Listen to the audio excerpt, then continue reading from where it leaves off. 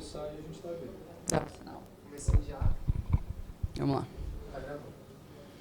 Hoje, o Estrela Talks volta para a sala de aula. E esse episódio é muito simbólico para mim, porque eu recebo a Semana de Arquitetura e Design Acadêmica do Centro Universitário IBMR, no lugar onde eu me formei há pouco mais de um ano. Faz isso de novo, tá? Faz isso de novo. Vai. Posso? Peraí, 3, 2, 1, pode.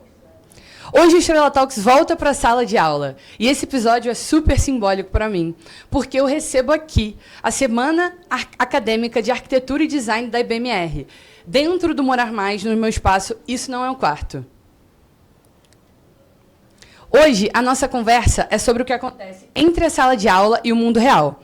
Sobre o desafio de formar arquitetos que vão além da técnica, que aprendem a pensar, questionar e criar. Vamos falar sobre ensino, futuro e a multidisciplinaridade da nossa profissão, que é a arquitetura. E sobre o papel do professor, como quem provoca, inspira e forma olhares. E a gente trouxe 2 convidados que, para mim, foram muito mais do que professores. O primeiro é o Leonardo Rodrigues, que é arquiteto urbanista, formado pela UF e mestre em produção e gestão do ambiente urbano, além de sócio fundador da Medianeira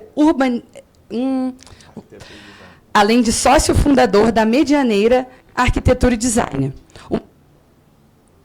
É verdade. Arquitetura e Design. Atualmente, é professor e coordenador do curso de Arquitetura e Urbanismo da IBMR e membro do Conselho Internacional de Monumentos e Sítios, uma organização não governamental que trabalha para conservar e proteger sítios de um patrimônio cultural em todo o mundo.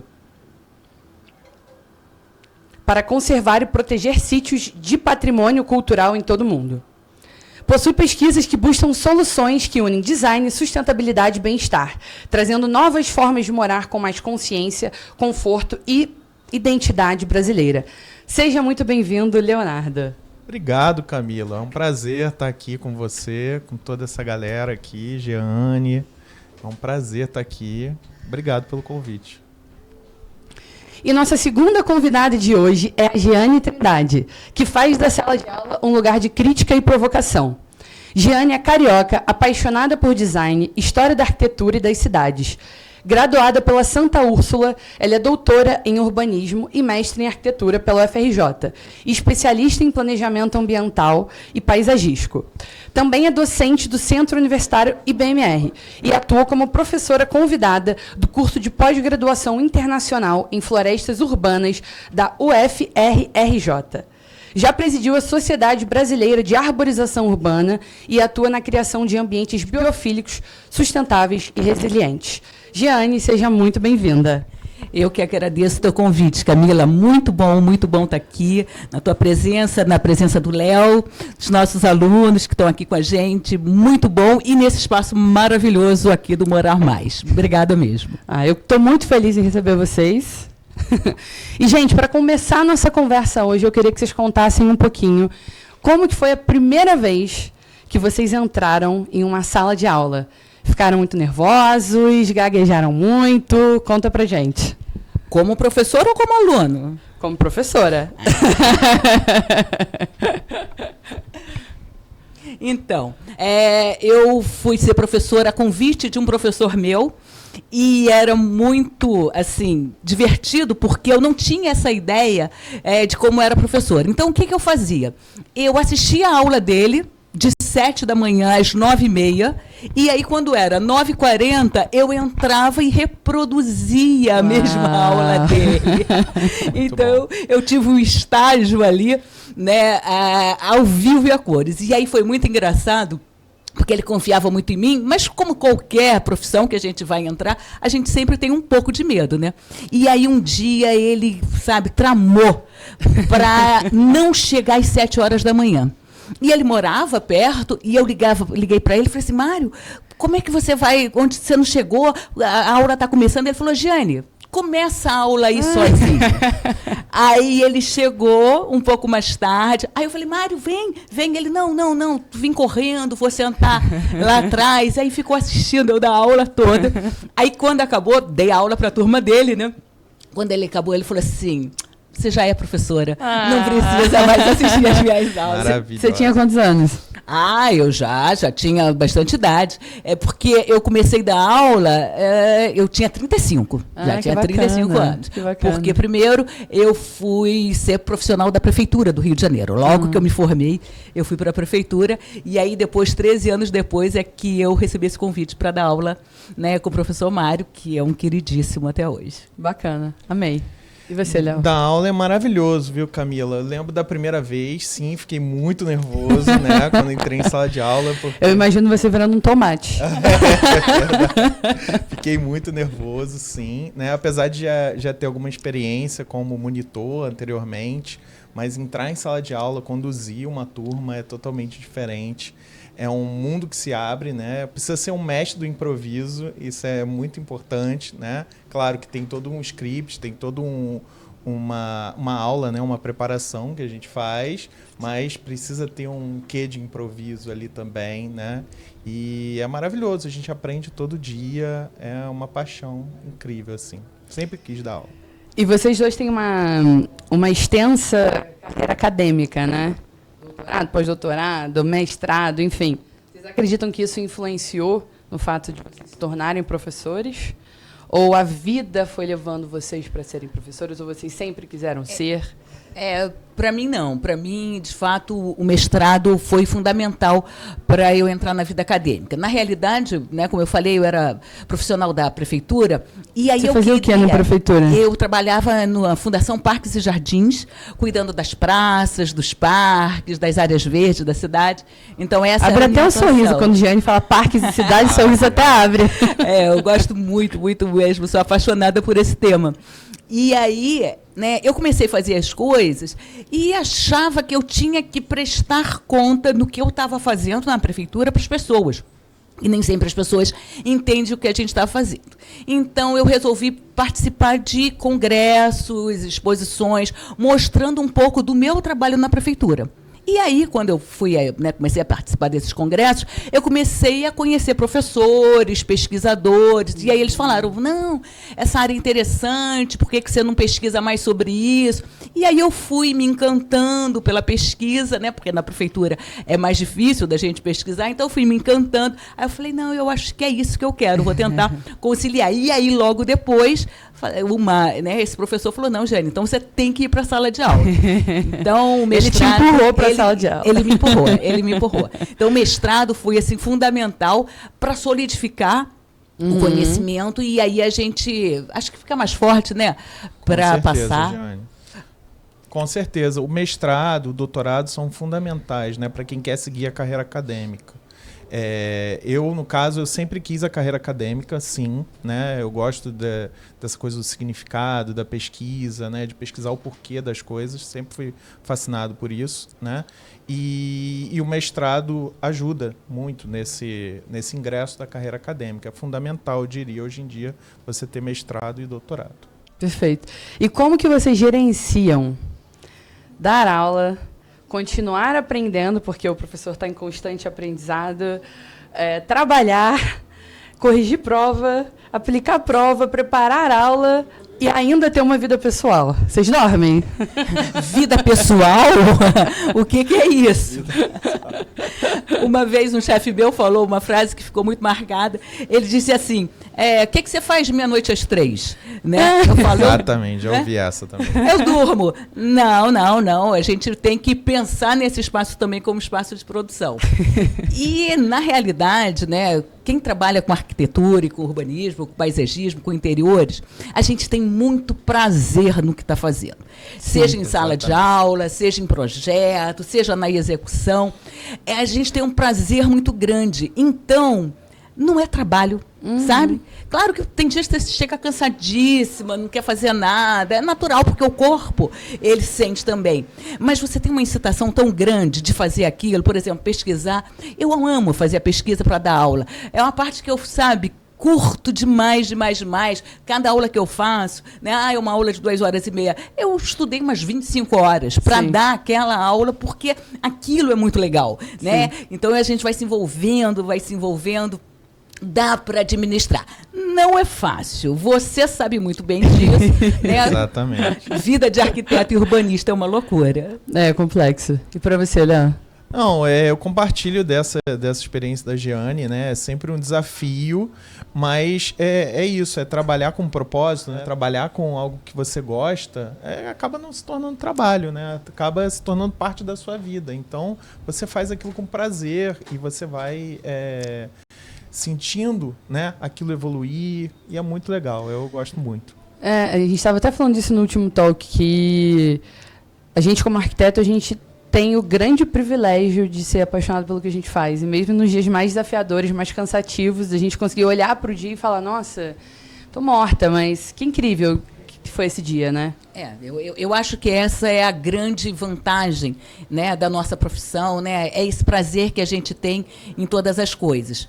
A gente não desliga aluno, nunca, né? Nunca. A gente é arquiteto e urbanista 24 horas por dia. E quando eu falo 24 horas, é porque a gente sonha com isso. A gente sonha com o projeto. A gente resolve o projeto sonhando, o que pode parecer, né, complicado para outras profissões. A gente resolve mesmo. E aí, né, acorda no meio da noite. Não, eu preciso escrever isso aqui, eu preciso anotar essa ideia. As melhores ideias, inclusive, surgem quando a gente está, né, naquele estado ali. Exato. A gente estava até conversando antes de começar o talk, né, que a gente é tão arquiteto urbanista de 24 horas por dia que quando a gente viaja para conhecer arquitetura, para conhecer parque, para conhecer cidade. Caminhar.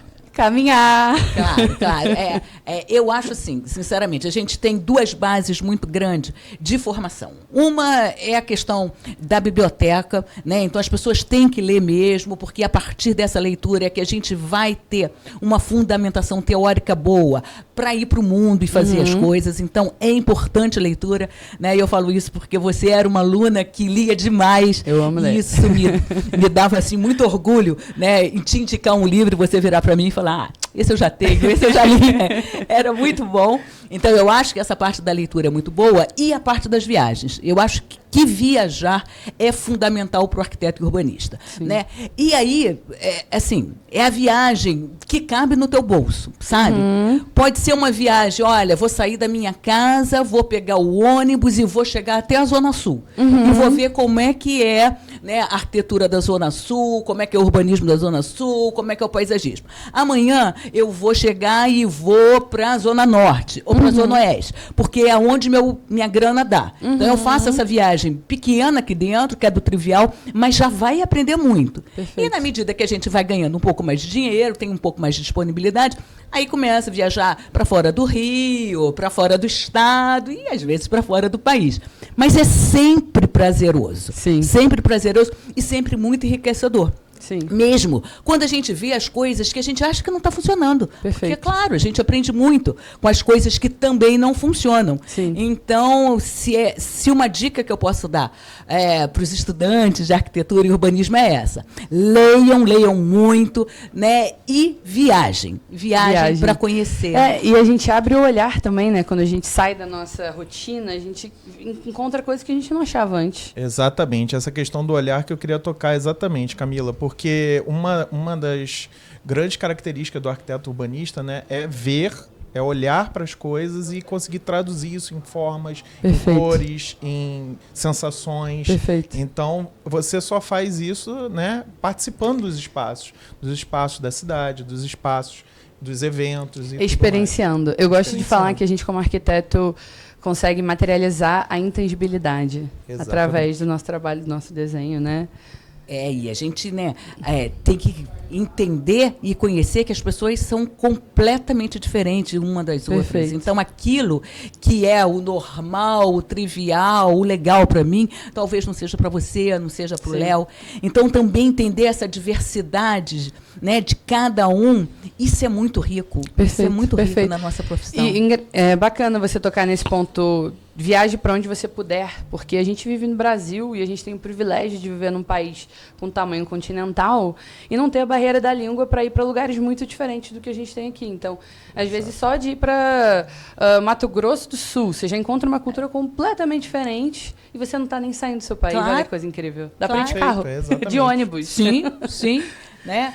É muito diverso. E nessa diversidade a gente aprende, a gente cresce, a gente entende as pessoas, porque o que é a nossa profissão, no final das contas? Né?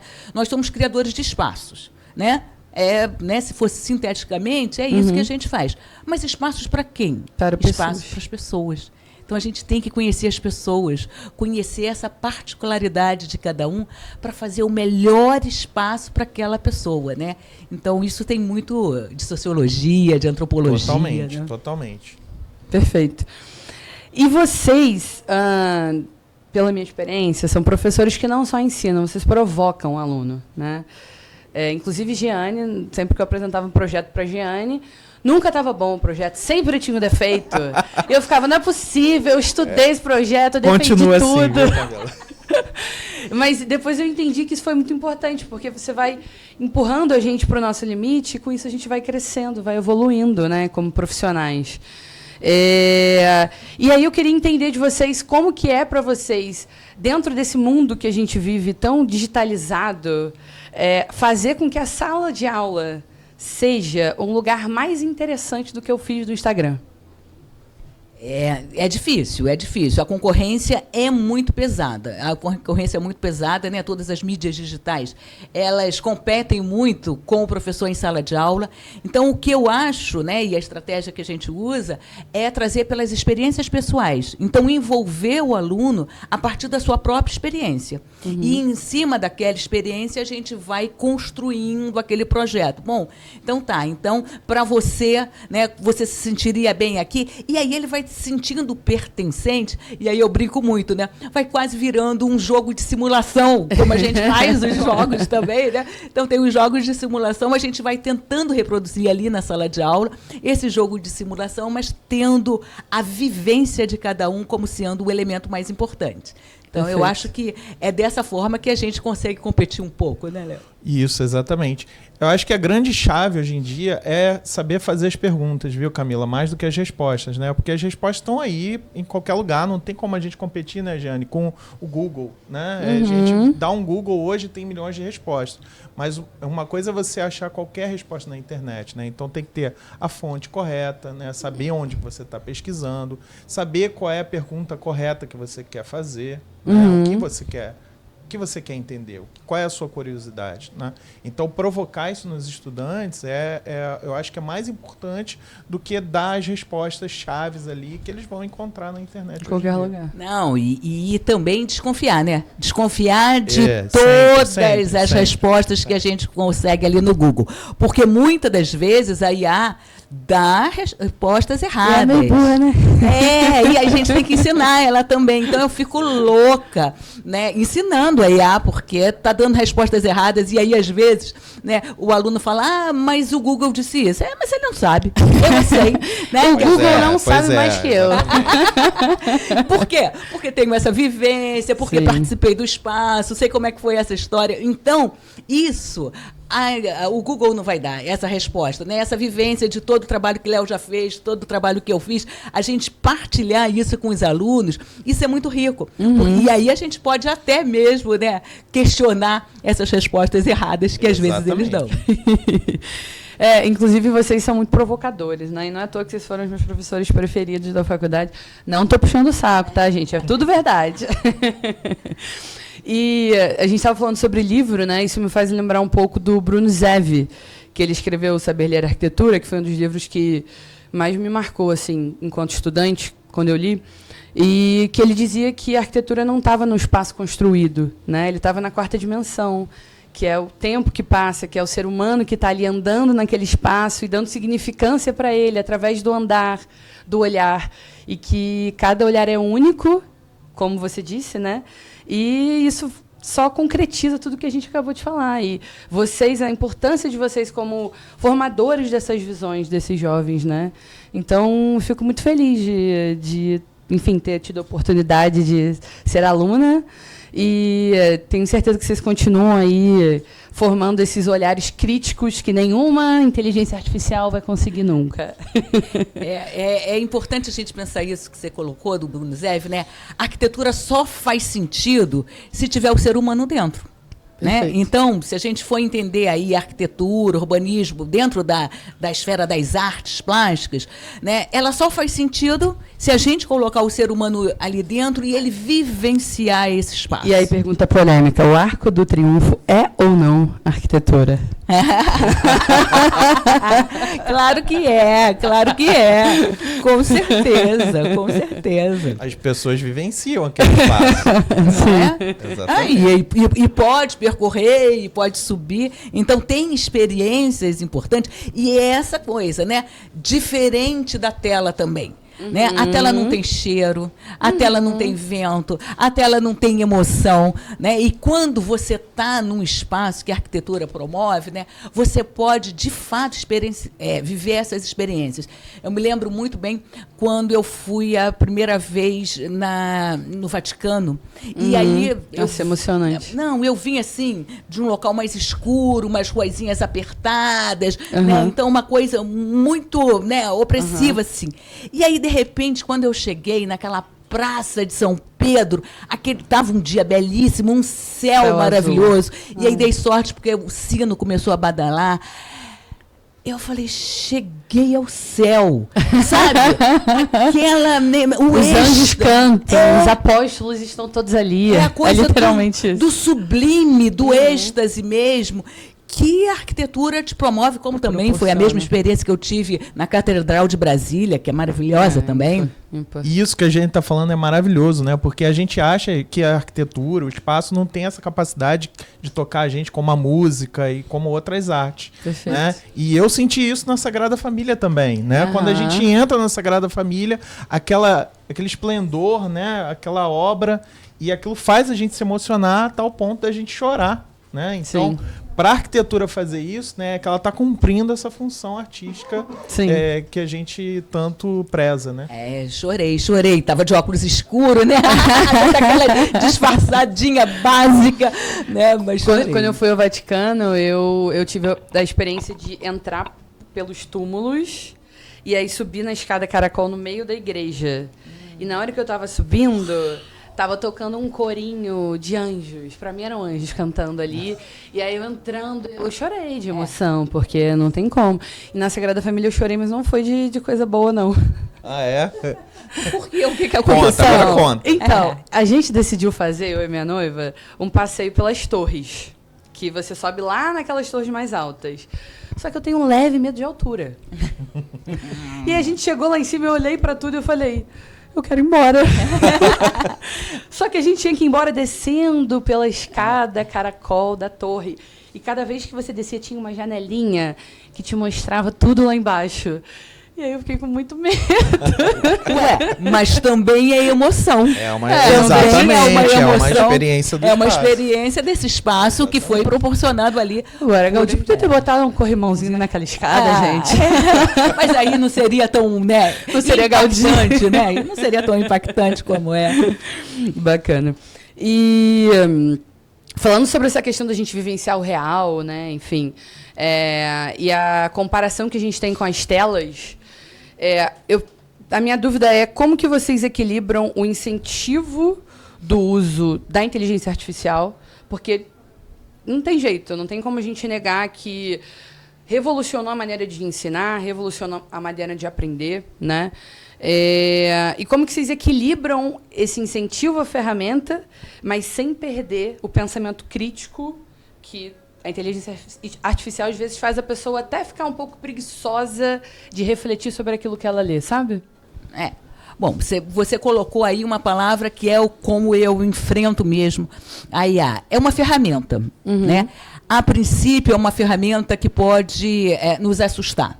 né? Mas eu, que já aí tenho mais tempo de formada, né? Passei por várias ferramentas. Então, por exemplo, quando chegou o AutoCAD. Agora os projetos vão ficar uniformizados, porque todo mundo está fazendo AutoCAD, não sei o que lá. E não foi nada disso. Você estudou com prancheta? Eu estudei com prancheta, eu estudei com Vocês estão reclamando de fazer alteração no AutoCAD?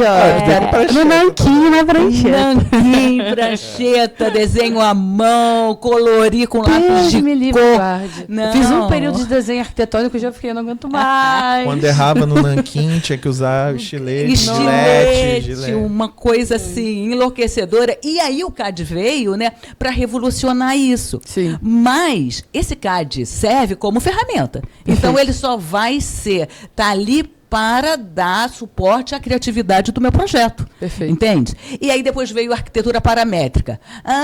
Não vai servir mais para nada, todo mundo vai poder fazer arquitetura? Aí, Zaha Hadid só tem, porque tem arquitetura paramétrica. Porque no fundo é a criatividade, né, Camila? A criatividade, a expressão, isso nenhuma IA vai dar pra gente, né? É o olhar crítico de conseguir entender aquilo, né? Então, não temos medo da IA, não. Ela é companheira mesmo e faz parte da gente. E a gente absorve, né, no nosso dia a dia. E ensinar a ter esse olhar, vocês literalmente dão aula, né? E damos aula para IA também. Eu brigo. Eu brigo com a IA. Não, outro dia fui pedir uma coisa para né, o chat, e o chat inventou uma referência. Sim, nossa, tem muita Mas tem que falar para ele. Fala assim, você está errado. Eu falei, claro. Corrija, claro. E ele faz. Aí ele ainda teve a coragem de falar assim, né? Você queria uma referência real?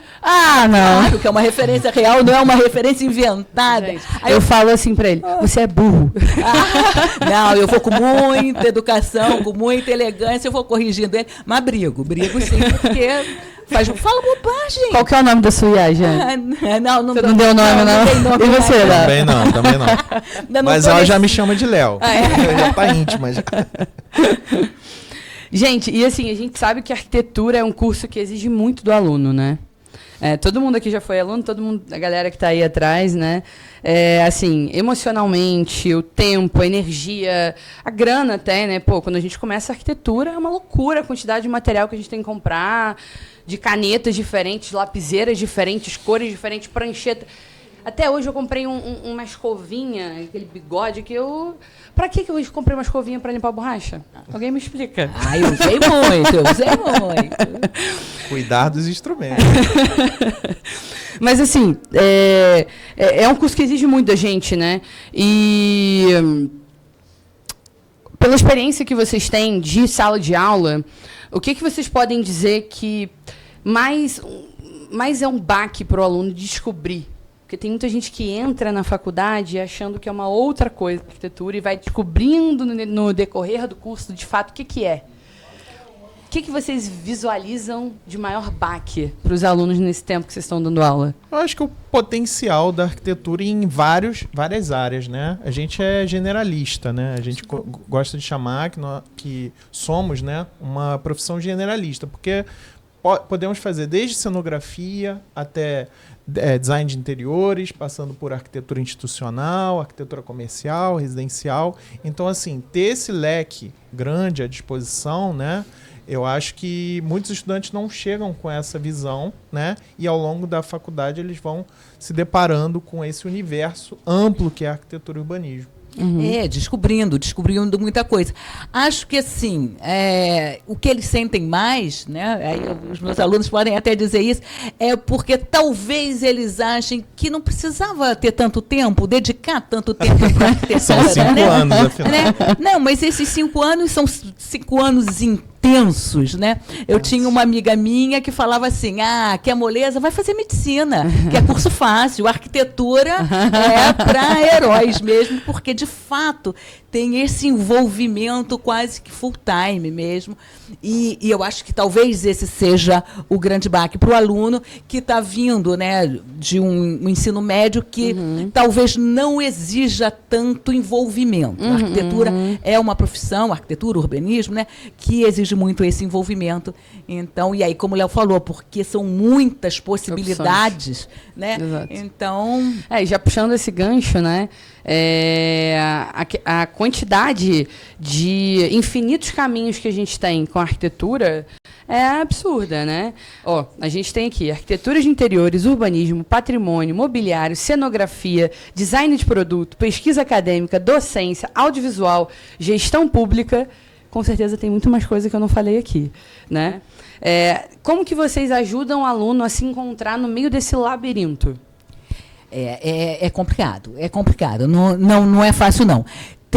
Porque são duas questões, eu acho aí, né, Camila? Tem aquilo que você naturalmente te levou para aquele curso, né? Então você já tem uma aptidão para uma dessas áreas, por exemplo, interiores, mas quando você chega lá no curso, você se encanta por outra, por paisagismo, por urbanismo, por exemplo, ou por design de imóveis. Mas, às vezes, a vida também não te conduz para isso profissionalmente. Então, o que eu acho que assim, a preocupação da gente, como professor, é sempre dar o máximo de informação de todas as áreas. De todas as áreas. Não, ao invés de restringir, canalizar, que às vezes pode até gerar um certo incômodo para o aluno, porque ele queria, não, professor, eu entrei aqui, mas quero fazer só paisagismo. Não, você não vai ver só paisagismo. Você vai ver paisagismo e isso e aquilo outro, porque pode ser que na tua vida profissional você caminhe em outra direção. Perfeito. E pode ser ótimo também, a partir dessa descoberta. E manter a sala de aula como um ambiente de experimentação. Exatamente. Isso que é importante, é orientar os estudantes sempre a experimentar novas áreas, né? Por mais que eles, a princípio, não se identifiquem inicialmente com aquilo, né? É importante experimentar, porque, como a gente falou, às vezes a vida te leva para outros caminhos, né? E tá tudo bem, né? Então, e tudo exige esse conhecimento amplo de arquitetura e urbanismo. Então, experimentem, vocês estudantes que estão olhando aí, né? Experimentem todas as possibilidades. Quem é que já sabe o que vai seguir de carreira? Levanta a mão. Só você, né, Fabrício? Tu não tem muita escolha, não, Fabrício. Mas é difícil mesmo, né? E eu acho que não tem que saber. Eu acho que como estudante a gente também não tem que saber, gente. Tá tudo bem não saber. É o momento de não saber. Claro, né? claro. E a vida vai conduzindo. A vida vai conduzindo. Essa que é a verdade. É isso. Né? E aí a gente né? Pega aquela condução e vai em frente, né? Exato.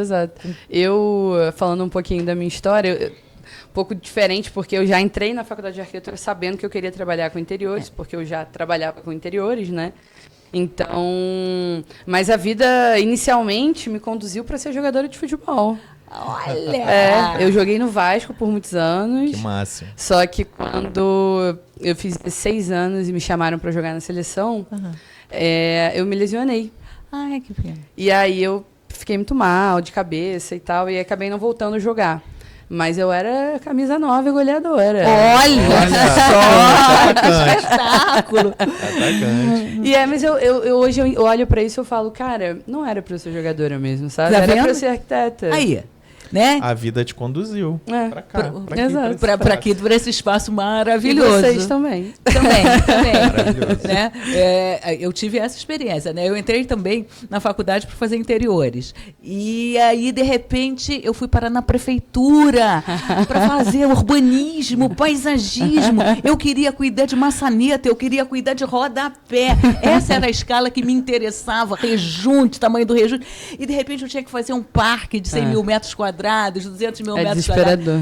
quadrados. Mas aí... E você foi se apaixonando. É a tal da base, né, que os meus professores me deram, e aí, a partir disso, e também, claro, sempre uma busca pessoal, né, a gente vai aprimorando. Então, hoje eu falo, não, acho que estou mais feliz aqui. Exato, né? E a gente... É isso, a gente faz tudo pensando em arquitetura. E a gente está o tempo inteiro encontrando novos olhares através do filtro da arquitetura que a gente vai aprimorando com a vida, né? Então, que alegria poder trocar essa ideia com vocês, de verdade. Muito. Amei demais. E eu queria muito abrir para a galera poder participar também, os alunos que vieram aí na Semana Acadêmica da BMR. Vamos fazer perguntas para a Giane, para o Léo, se quiserem fazer para mim também, enfim. Perguntem. Perguntas. Então, a pergunta que os alunos querem saber para você. Vale ponto, Jane? Não, sem valer ponto, né? Quais foram os principais desafios que você, Camila, enfrentou depois que formou? Porque eu, particularmente, me deu um vazio tão grande depois que eu, né, fiquei formada. Eu falei, e agora? O que eu vou fazer? Como é que eu vou lidar com isso, né? Para que caminho eu vou seguir? Então, eu acho que essa é uma reflexão que é boa compartilhar, né, com os alunos. Né? Eu acredito que a minha indecisão assim, foi durante o curso. Durante o curso, eu me questionei muito se era isso mesmo que eu queria da minha vida. Quem nunca se questionou isso enquanto estudante de arquitetura, né? E eu comecei a arquitetura muito nova, depois eu parei, aí eu fui para o design, e aí eu fiquei trabalhando com isso. Eu acho que a vida sempre me encaminhou, porque eu sempre trabalhei com interiores. Então, eu acho que talvez o meu maior desafio tenha sido encontrar o meu propósito. Eu acho que foi isso. E eu acho que quando eu encontrei o meu propósito, tudo clareou na minha cabeça. E eu acho também que não tem resposta certa para isso, sabe? Eu acho que cada um tem o seu tempo, não tem idade certa também. Eu formei arquitetura com 30 anos. Eu acho que cada pessoa tem a sua história, cada pessoa é única, e é isso que faz essa pessoa ser incrível, né? Então, o que eu posso dizer talvez seja: confiem na intuição de vocês e sigam o que está no coração, porque é isso que vai fazer vocês felizes durante a vida inteira, sabe? E virem noite, porque não tem como formar sem virar noite, tá? Isso aí é fundamental, né? É isso. Gente, então...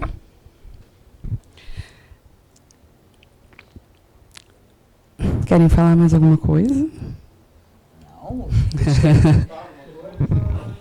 Aí, ó. Fala seu nome. Pronto. Tudo bom, galera? Boa noite. Boa noite. Fala seu nome. Meu nome é Marlon, me chamo Marlon Rogério. Eu queria fazer uma pergunta no sentido de quem foi a influência, a inspiração de vocês na área da arquitetura. Para mim, hoje, eu me influencio e me inspiro muito numa mulher chamada Neri Oxman, né? Ela tem um centro de pesquisa no MIT, nos Estados Unidos, que é até onde eu moro, em Boston. E ela me influencia por causa dessa pegada, né, da inspiração, dessa coisa... É como se fosse um novo momento, uma nova fase da arquitetura, né? Para quem conhece essa área de pesquisa dela, quem foi que influenciou vocês ou influencia até hoje, né, para serem os profissionais que são e dar um rumo também, né, para a carreira? Essa seria a minha pergunta. Adorei. Boa. E adorei que Excelente você se pergunta. inspira numa mulher. Parabéns. Excelente. Minha inspiração foi Frank Lloyd Wright. Né? Quando eu conheci a Casa da Cascata, né? Não conheço pessoalmente, não. Ainda está aí na minha lista para conhecer. Agora ela está em Vamos fazer uma viagem com os alunos ano que vem? não pode ser ano que vem, porque está em reforma. 2027. Então só 2027 a gente tem que programar esse tour. Eu topo, hein? Quando eu conheci a Casa da Cascata, eu achei aquilo fenomenal. Não consegui entender muito bem. Sempre Frank Lloyd Wright foi o meu arquiteto favorito. E aí, passado, 40 anos, né? Esse ano eu estou fazendo 40 anos de formado, gente. Diane. Então... Me passa a fórmula.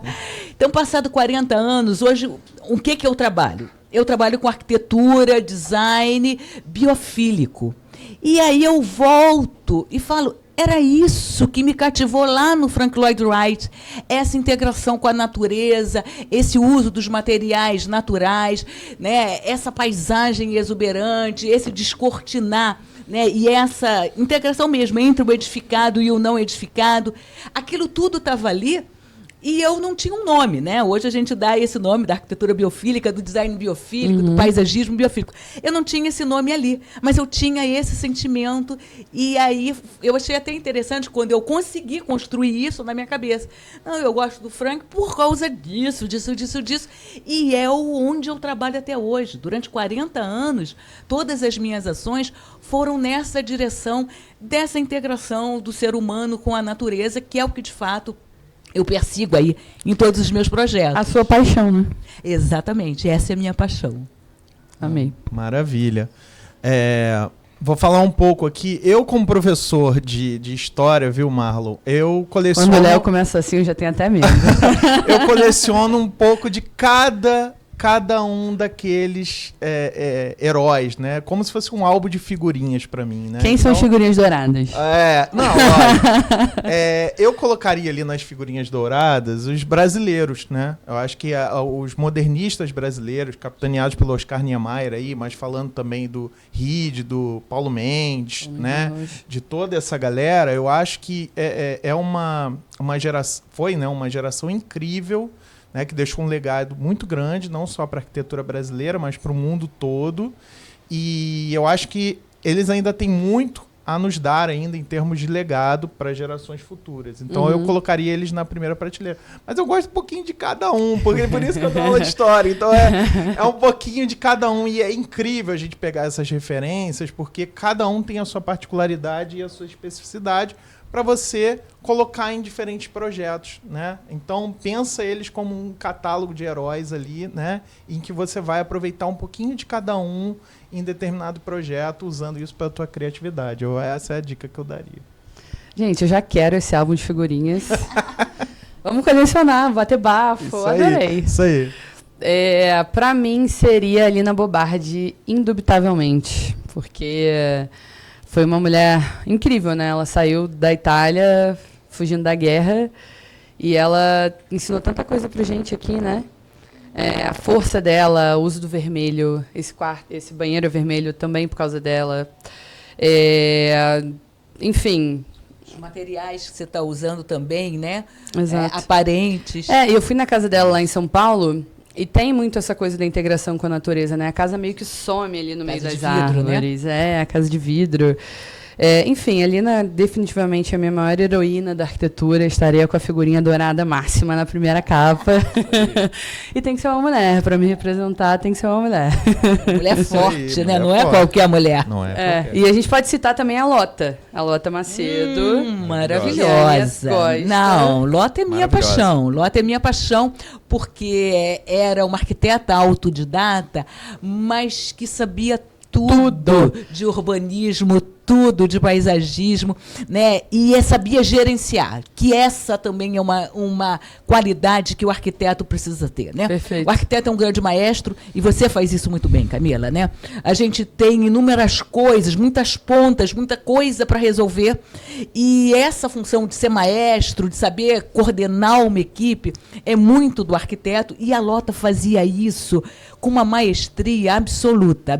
Perfeito. O Parque Salmênica é de qual ano mesmo? Ele foi inaugurado em 65. Ou seja, em 65 ela já sabia mandar em homem. Já sabia mandar e mandava muito, Camila. Ela era muito danada, ela mandava muito. Todo mundo tinha que fazer as coisas, claro, né? Mandava, mas mandava com conteúdo, com consistência, com embasamento. né? Com embasamento, né? Inclusive, fica uma dica para quem está assistindo a gente, para vocês também.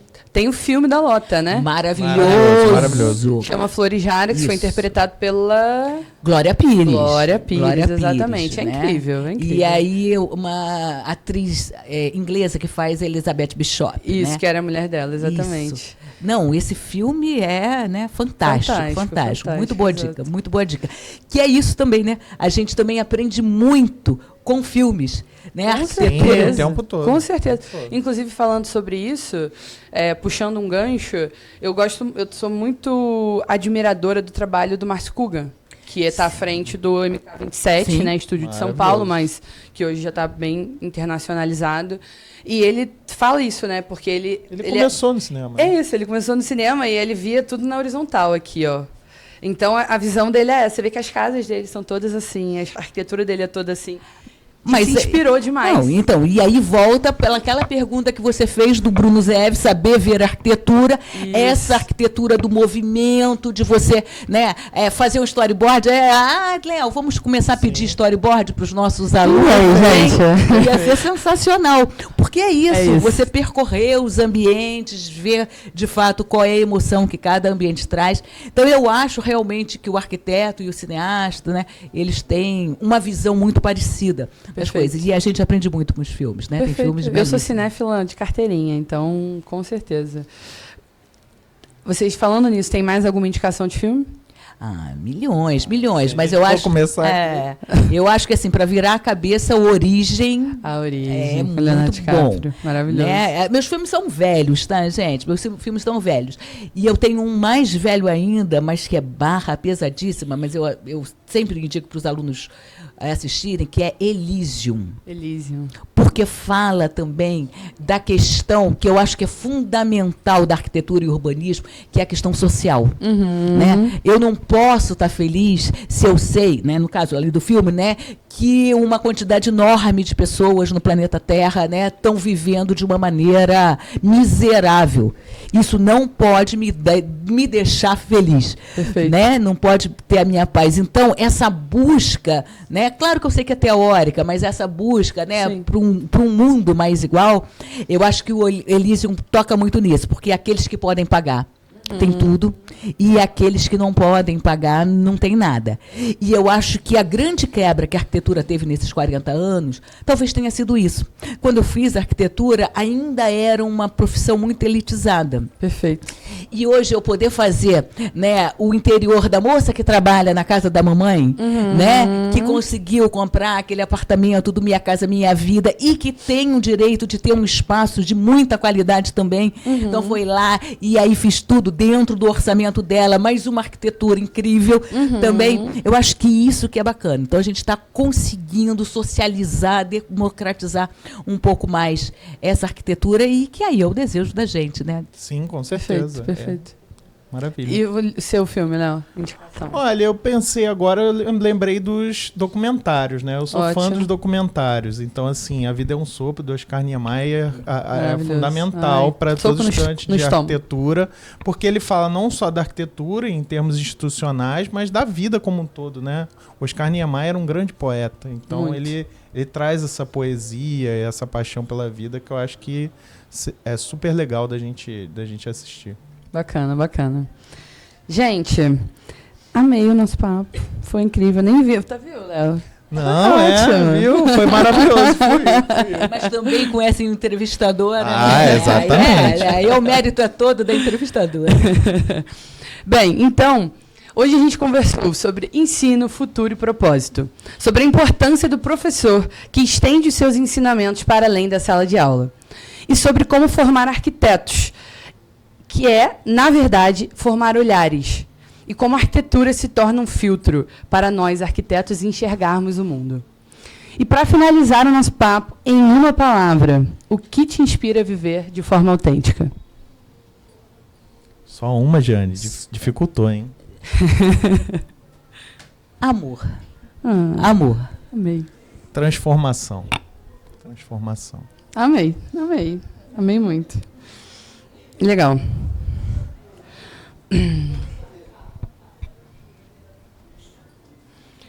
E se você que está aí assistindo a gente é estudante...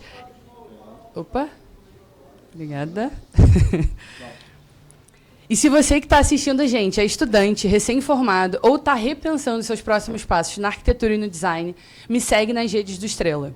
A gente está preparando um conteúdo exclusivo e um material muito incrível para te ajudar a construir a sua carreira com mais segurança, autenticidade e coragem.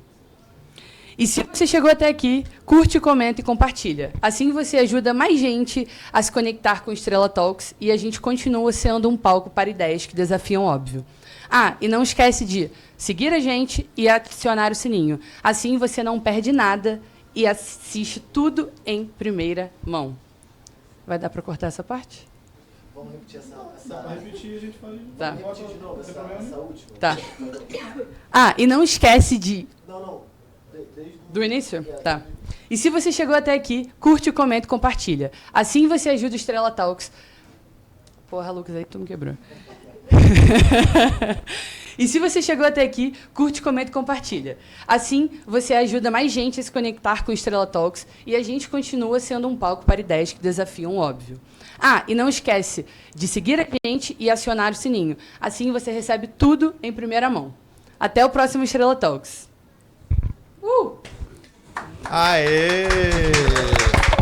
Maravilhosa! Maravilhosa. Foi ótimo.